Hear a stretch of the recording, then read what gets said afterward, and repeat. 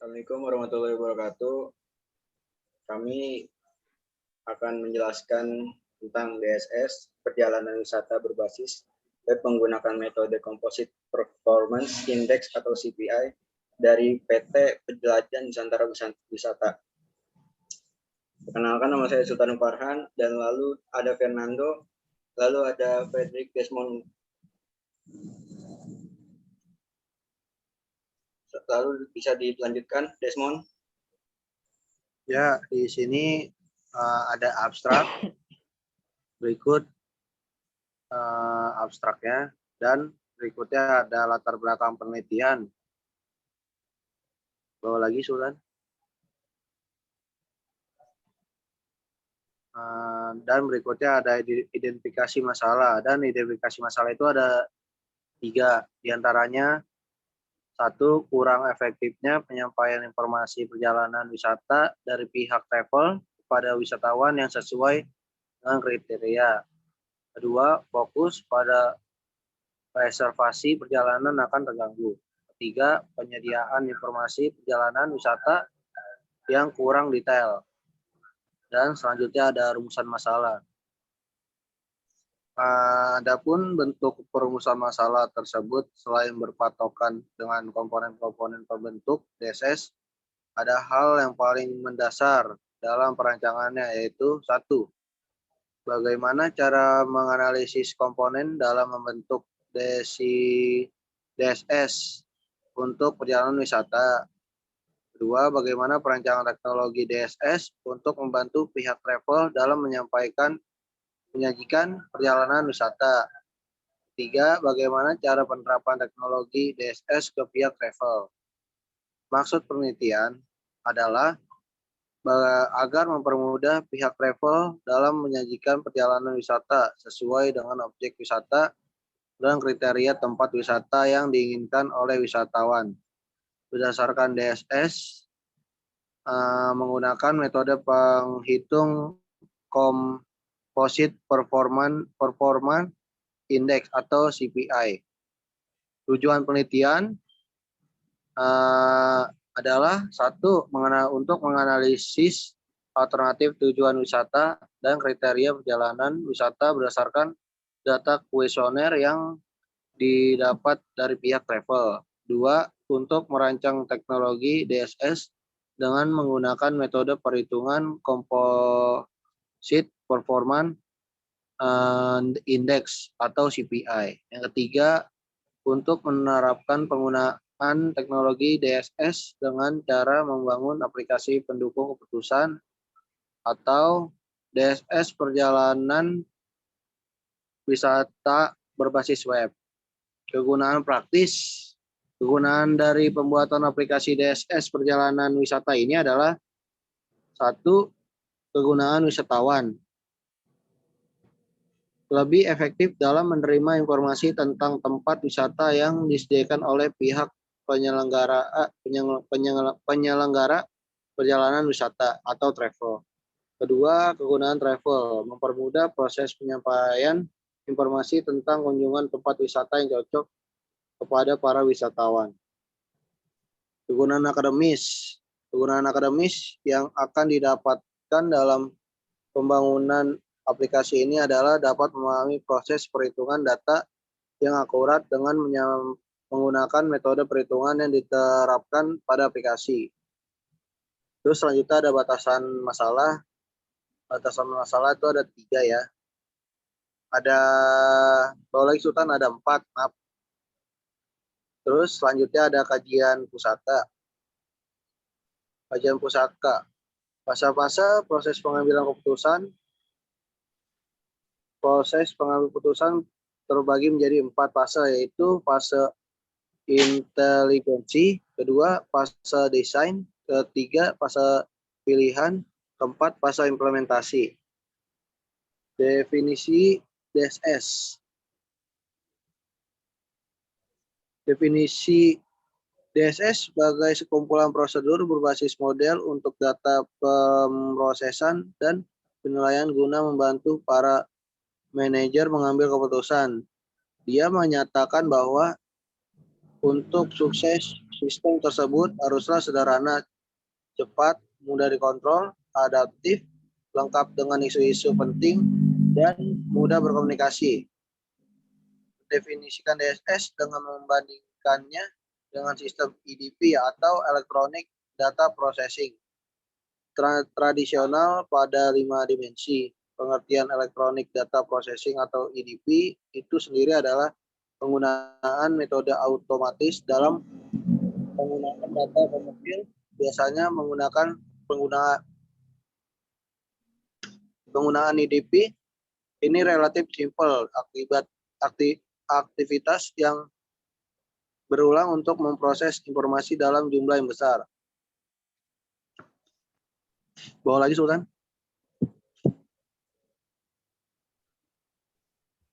Dan komponen-komponen DSS terbagi menjadi 4. Yang satu subsistem manajemen data, dan yang kedua subsistem manajemen model, ketiga subsistem antarmuka pengguna, dan yang terakhir keempat subsistem manajemen berbasis pengetahuan.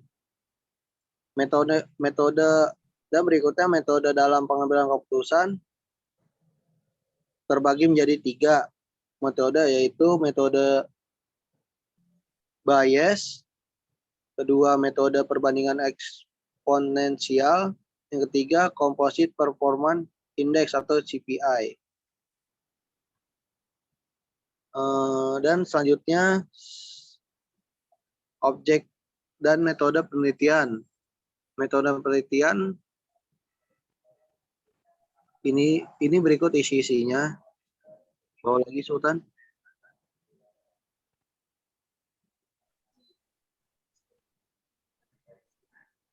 Dan selanjutnya jenis dan metode pengumpulan data sumber data primer wawancara. Hasil dari wawancara yang telah dilakukan kepada admin reservasi dari pihak travel atas nama Nyonya Lita. Perakapan langsung dari dan 27 Februari 2015 melalui percakapan telepon. Diperoleh beberapa kriteria dalam memilih tempat tujuan wisata. Kriteria ini didapatkan dari data history, pencarian informasi wisata oleh pengunjung history. Kriteria wisata diambil dalam 5 bulan terakhir.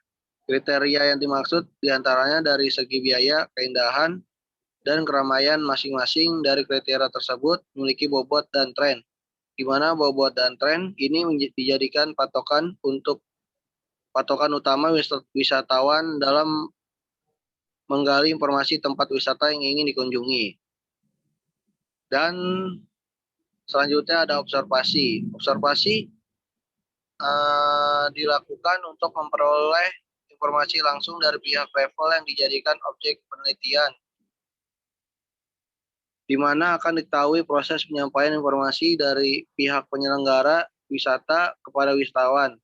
Berikut hasil rekap data biaya perjalanan user untuk periode 5 bulan terakhir di tahun 2015 untuk mengetahui seberapa besar peran dan dari kriteria biaya dalam melakukan perjalanan wisata.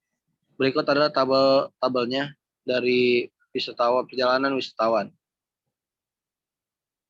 Dan selanjutnya akan dilanjutkan oleh Sultan. Terima kasih, Desmond. Saya akan melanjutkan penjelasannya. Selanjutnya itu ada sumber data sekunder, yang mana proses penentuan data sekunder diperoleh dari informasi langsung dari pihak travel yang dijadikan objek penelitian, di mana data sekunder akan ditampilkan secara langsung pada halaman aplikasi tanpa merubah lagi, yang mana tujuannya sebagai alternatif dalam pemilihan dan penentuan keputusan nantinya. Hasil dan data sekunder itu sendiri terdiri dari data objek wisata, informasi wisata, tujuan wisata, serta biaya perjalanan. Lalu ada metode pendekatan sistem. Komponen-komponennya itu seperti pertama ada alternatif keputusan, kedua kriteria keputusan, ketiga bobot kriteria, 4 model penelitian, 5 model penghitungan, dan 6 tipe pengambilan keputusan. Proses pengumpulan data primer maupun sekunder itu dalam bentuk wawancara dan juga observasi didapatkan beberapa komponen pembentuk keputusan. Pertama itu ada alternatif keputusan. Dan ini adalah tabel dari hasil kuesioner. Lalu ada ini tabel dari hasil perhitungan kuesioner juga. Lalu berdasarkan dari kuesioner yang didapatkan dari pihak travel, terdapat 5 kriteria perjalanan wisata. Kriteria ini cenderung dipilih oleh pengunjung yang melakukan aktivitas mencari informasi seputar tempat wisata. Hasil dari kelima kriteria ini dihitung lagi agar menemukan urutan prioritas berdasarkan peringkat yang tiap urutan peringkat memiliki bobot masing-masing. Pihak travel hanya mengambil 3 urutan teratas dengan tujuan pihak lebih fokus dalam mencari informasi di tiap kriterianya. Yang ketiga itu bobot kriteria. Syarat nilai bobot pada DSS harus berjumlah 1 jika keseluruhan bobot tiap kriteria dijumlahkan bobot dan masing-masing kriteria diantaranya. Yang keempat itu ada model penilaian. Yang pertama itu menggunakan nilai numerik atau nyata, kriteria atau alat ukur jelas atau objektif, hasil perhitungan dengan rumus yang jelas, misalnya BCR, IRR, dan NPV. Dalam rancangan aplikasi ini, contoh penilaian yang dimaksud yaitu pada biaya perjalanan wisata. Yang kedua itu menggunakan skala ordinal. Kriteria kompleks melibatkan persepsi atau subjektif dengan menggunakan skala 5. Dalam perancangan aplikasi, skala ordinal digunakan pada kriteria keindahan, keramaian, dan beberapa kriteria lain yang melibatkan persepsi. Berikut penilaian travel berdasarkan persepsi.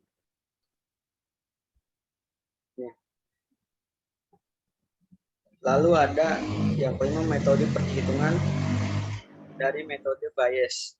Teknik yang digunakan untuk melakukan analisis dalam pengambilan keputusan yang terbaik dalam jumlah alternatif persamaan yang digunakan untuk menghitung setiap nilai alternatif disederhanakan menjadi seperti ini. Ini adalah contohnya. Yang kedua itu ada komposis performance index, merupakan indeks gabungan atau composite index yang dapat digunakan untuk menemukan penilaian atau peringkat dari berbagai alternatif berdasarkan beberapa kriteria. Composite performance index digunakan hanya model penilaian kriteria berbeda dengan kriteria yang lain atau menggunakan 2 model penilaian atau penilaian skala numerik dan skala ordinal. Dan berikut adalah formula yang digunakan dalam teknik CPI dan berupa keterangannya.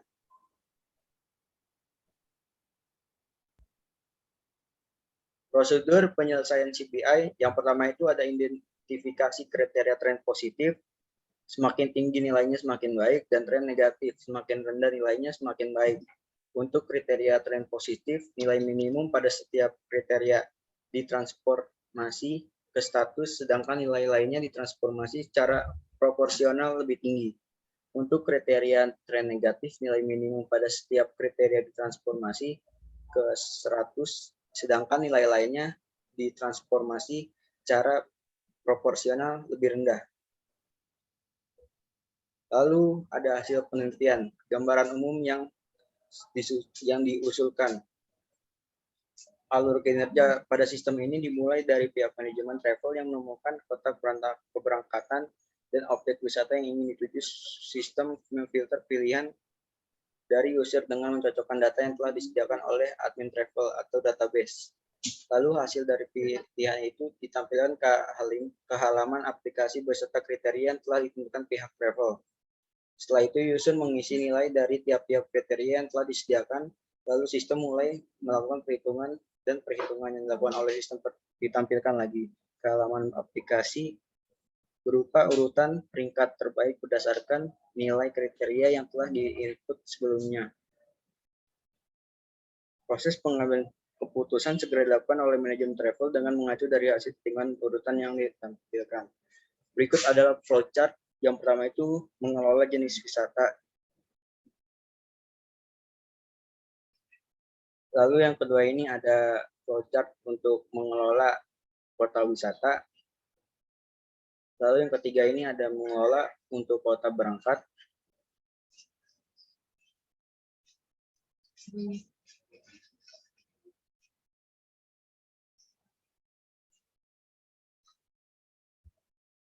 Lalu yang keempat itu ada mengelola flowchart, mengelola objek wisata.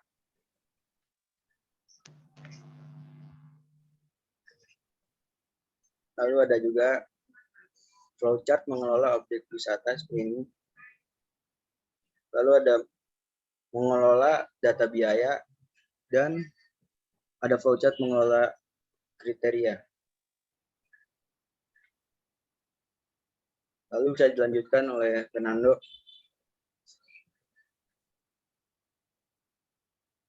Selanjutnya mengelola flowchart, menu desain super system DSS seperti berikut. Yang ke-8, flowchart perhitungan decision support system, penentuan alternatif yang A. Selanjutnya. Untuk yang B, penginputan nilai kriteria, menampilkan nilai default, merubah nilai kriteria, input nilai kriteria. Dan C, perhitungan bias dan CPI. Selanjutnya. Inilah yang daftar flowchart yang C. Dan diagram konteks.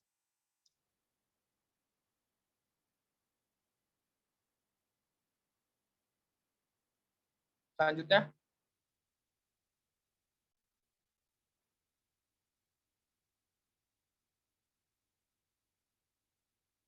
Ini untuk DFD level 0 dan DFD level 1.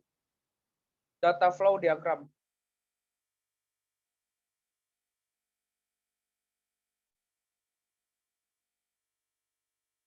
Selanjutnya mockup.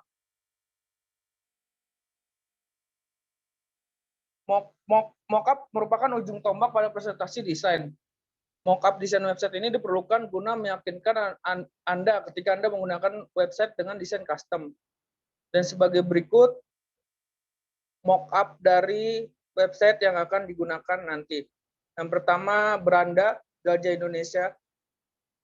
Selanjutnya.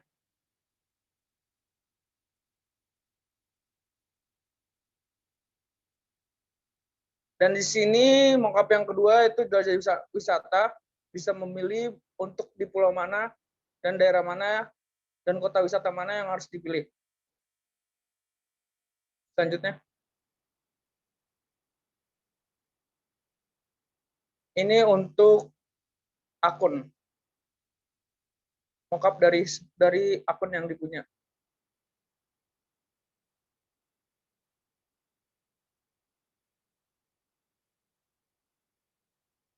Selanjutnya. Kesimpulan dan saran dari hasil pengujian data sebenarnya pada uji coba aplikasi sistem pengambilan putusan DSS berbasis web untuk perjalanan wisata dapat disimpulkan bahwa aplikasi DSS berbasis web mampu membantu pihak penyelenggara wisata travel dalam pengambilan keputusan untuk menyediakan beberapa tempat perjalanan wisata yang sesuai dengan kebutuhan wisatawan. Saran, untuk meningkatkan kinerja dari aplikasi DSS berbasis web, maka disarankan untuk yang pertama, meningkatkan parameter DSS untuk penilaian tiap objek wisata. Yang kedua, memperbanyak informasi tiap objek wisata agar pihak penyelenggara wisata travel yang belum banyak mengetahui informasi objek wisata dapat menilai tiap kriteria dengan benar. Yang ketiga, meningkatkan desain antarmuka yang lebih menarik. Dan inilah daftar pusaka.